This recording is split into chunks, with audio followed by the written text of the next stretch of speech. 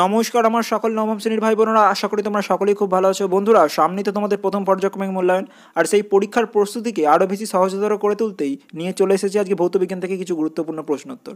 বন্ধুরা, হাতে গোনা বেশ কয়েকটি প্রশ্ন যা করলে তোমাদের রেজাল্টে আসবে অভূতপূর্ব সাফল্য। তাই ভিডিওটি অবশ্যই শেষ পর্যন্ত দেখো, ভালো লাগলে লাইক করে দিও, বন্ধুদের মধ্যে যতটা পারবে শেয়ার করে দিও, আর চ্যানেলটিতে নতুন হলে সাবস্ক্রাইব করতে কিন্তু একদম ভুলো না। চলো কথা না বাড়িয়ে ভিডিওটি শুরু করা যাক। প্রথমেই আসছি, দেখো বন্ধুরা, নিচের প্রশ্নগুলির উত্তর দাও যার প্রত্যেকটির মান এক। প্রথম প্রশ্ন, একটি স্কেলার রাশির উদাহরণ দাও। সঠিক উত্তর দৈর্ঘ্য। পরের প্রশ্ন, অণু পরমাণুর ভর মাপার জন্য কোন একক ব্যবহার করা হয়? সঠিক উত্তর ডাল্টন। এবার আসছি পরবর্তী প্রশ্ন, দেখো বন্ধুরা, নিউটনের কোন গতিসূত্র থেকে বলের সংজ্ঞা পাওয়া যায়? সঠিক উত্তর প্রথম গতিসূত্র থেকে। কোনো পরমাণুর ইলেকট্রন ও নিউট্রন সংখ্যা 6 ও 8, তাদের ভর সংখ্যা কত? সঠিক উত্তর 14। অর্থাৎ ইলেকট্রন এবং নিউট্রন সংখ্যার যোগফলই হলো সেই পরমাণুর ভর সংখ্যা। এবার আসছি পরবর্তী প্রশ্ন, দেখো, একটি স্কেলার রাশি ও একটি ভেক্টর রাশির নাম লেখো যারা তিনটি মৌল একক দ্বারা গঠিত। সঠিক উত্তর স্কেলার রাশি হলো বল এবং ভেক্টর রাশি হলো কার্য। পরের প্রশ্ন, সমবেগে গতিশীল কোনো বস্তুর ত্বরণ কত? সঠিক উত্তর 0।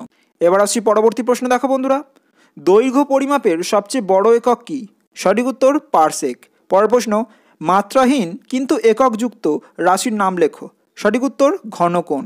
পরের প্রশ্ন, আলোকবর্ষ কি একক? সঠিক উত্তর লব্ধ একক। এবার আসছি পরবর্তী প্রশ্ন, দেখো, নিউট্রনবিহীন মৌলটি কি? সঠিক উত্তর সাধারণ হাইড্রোজেন। পরের প্রশ্ন, একটি তেজস্ক্রিয় মৌলের নাম লেখো। সঠিক উত্তর ইউরেনিয়াম। পরের প্রশ্ন, ক্যাথোড রশ্মি কোন আধানযুক্ত কণা দ্বারা গঠিত? সঠিক উত্তর ঋণাত্মক আধানযুক্ত কণা দ্বারা। এবার আসছি পরবর্তী প্রশ্ন, দেখো বন্ধুরা, একটি স্পর্শবিহীন বলের উদাহরণ দাও। সঠিক উত্তর মহাকর্ষীয় বল। পরের প্রশ্ন, তড়িৎ প্রবাহ মাত্রার একক কি? সঠিক উত্তর অ্যাম্পিয়ার। পরবর্তী প্রশ্ন, ইলেকট্রন কে আবিষ্কার করেন? সঠিক উত্তর থমসন। এবার আসছি পরবর্তী প্রশ্ন, দেখো বন্ধুরা, নিউক্লিয়ার বল সৃষ্টির জন্য দায়ী কণার নাম কি? সঠিক উত্তর মেসন কণা। পরের প্রশ্ন, 1 degree equal to dash metre. সঠিক উত্তর 10⁻⁻10 মিটার। পরের প্রশ্ন, বস্তুর ভর কোন যন্ত্রের সাহায্যে পরিমাপ করা হয়? সঠিক উত্তর স্প্রিং তুলা যন্ত্রের সাহায্যে। এবার আসছি পরবর্তী প্রশ্ন, দেখো বন্ধুরা, বলের মাত্রিয় সংকেত লেখো। সঠিক উত্তর MLT-2। পরের প্রশ্ন, একটি মাত্রাবিহীন ভৌত রাশির উদাহরণ দাও। সঠিক উত্তর দ্রাব্যতা। পরের প্রশ্ন, তড়িৎ প্রবাহ মাত্রা কী রাশি? সঠিক উত্তর স্কেলার রাশি। এবার আসছি পরবর্তী প্রশ্ন, দেখো বন্ধুরা, আলোকবর্ষ কাকে বলে? উত্তর দেখে নেব আমরা। শূন্য মাধ্যমে আলো 1 বছরে যে দূরত্ব অতিক্রম করে তাকে বলা হয় আলোকবর্ষ। পরের প্রশ্ন, সূর্যের চারিদিকে পৃথিবীর গতি, এটি কী ধরনের গতি? সঠিক উত্তর বৃত্তীয় গতি। এবার আসছি পরবর্তী প্রশ্ন, দেখো, ত্বরণের মাত্রিয় সংকেত লেখো। সঠিক উত্তর M°LT-2। পরের প্রশ্ন, বন্দুক থেকে গুলি ছুঁড়লে বন্দুকটি পিছন দিকে সরে আসে, এক্ষেত্রে নিউটনের কোন গতিসূত্র প্রযোজ্য হয়?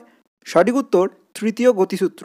এবার আসছি পরবর্তী প্রশ্ন, দেখো বন্ধুরা, 24x12 এবং 23y11 এই পরমাণু দুটি হলো পরস্পরের?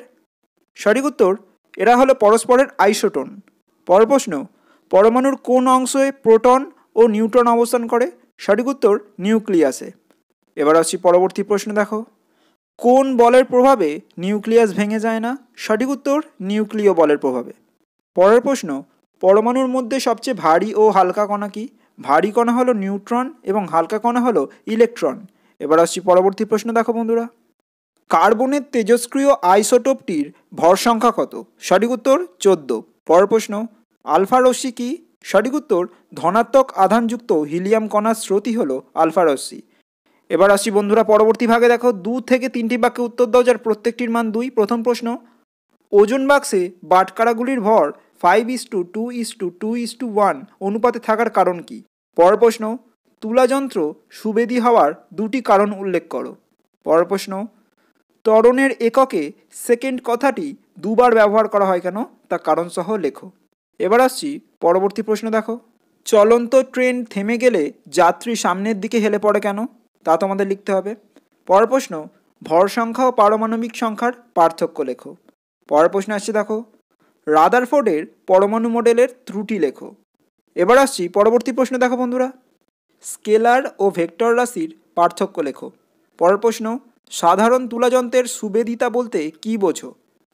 পরের প্রশ্ন, আইসোটোপের রাসায়নিক ধর্ম অভিন্ন হয় কেন, তা তোমাদের লিখতে হবে। এবার আসছি পরবর্তী প্রশ্ন। দেখো বন্ধুরা, নিউটনের 3টি গতিসূত্র থেকে কি কি জানা যায়। পরের প্রশ্ন, লম্বন ত্রুটি কি, বা লম্বন ত্রুটি বলতে কি বোঝো, তা তোমাদের লিখতে হবে। পরের প্রশ্ন, বায়ুশূন্য স্থানে পাখি উড়তে পারে না কেন, তার কারণ সহ তোমাদের উত্তর লিখতে হবে। এবার আসছি পরবর্তী ভাগে, 4 থেকে 5টি বাক্য উত্তর দাও যার প্রত্যেকটির মান 3। প্রথম প্রশ্ন, একটি আয়তন মাপক চোঙ ও স্টপ ওয়াচের সাহায্যে কিভাবে কল থেকে জল পড়ার হার নির্ণয় করা যায়। পরের প্রশ্ন, হাইড্রোজেনের আইসোটোপগুলির নিউক্লিয়াসের গঠন বর্ণনা করো। এবার আসছি পরবর্তী প্রশ্ন। দেখো বন্ধুরা, ভরবেগ কাকে বলে, এর একক কী, এবং তার পাশাপাশি ভরবেগের পরিবর্তনের হারের আকারে নিউটনের দ্বিতীয় গতিসূত্র প্রকাশ করো। পরের প্রশ্ন, সাধারণ তুলাযন্ত্র ও মাপনী চোঙের সাহায্যে একটি অনিয়মিত আকারের কঠিন বস্তুর ঘনত্ব কিভাবে নির্ণয় করা সম্ভব, তা তোমাদের লিখতে হবে বন্ধুরা। এবার আসছি পরবর্তী প্রশ্ন। দেখো, রৈখিক ভরবেগের সংরক্ষণ সূত্রটি লেখো, তার পাশাপাশি আপেক্ষিক গুরুত্ব কাকে বলে, তাও তোমাদের লিখতে হবে। পরের প্রশ্ন, বোর রাদারফোর্ড পরমাণু মডেলের স্বীকার্যগুলি উল্লেখ করো, এবং তার পাশাপাশি প্লাম পুডিং মডেল কি, তাও তোমাদের লিখতে হবে। আর বন্ধুরা, এই প্রশ্নগুলি করার পাশাপাশি অবশ্যই তোমাদের পাঠ্য বইটিও ভালো করে পড়ে রাখবে শর্ট প্রশ্নের জন্য। আজ এ পর্যন্তই বন্ধুরা। ভিডিও সংক্রান্ত কোনো অসুবিধা হলে অবশ্যই কমেন্টে লিখে জানাবে। দেখা হচ্ছে পরের ভিডিওয়, ততক্ষণ সুস্থ থেকো, সাথে থেকো, নমস্কার।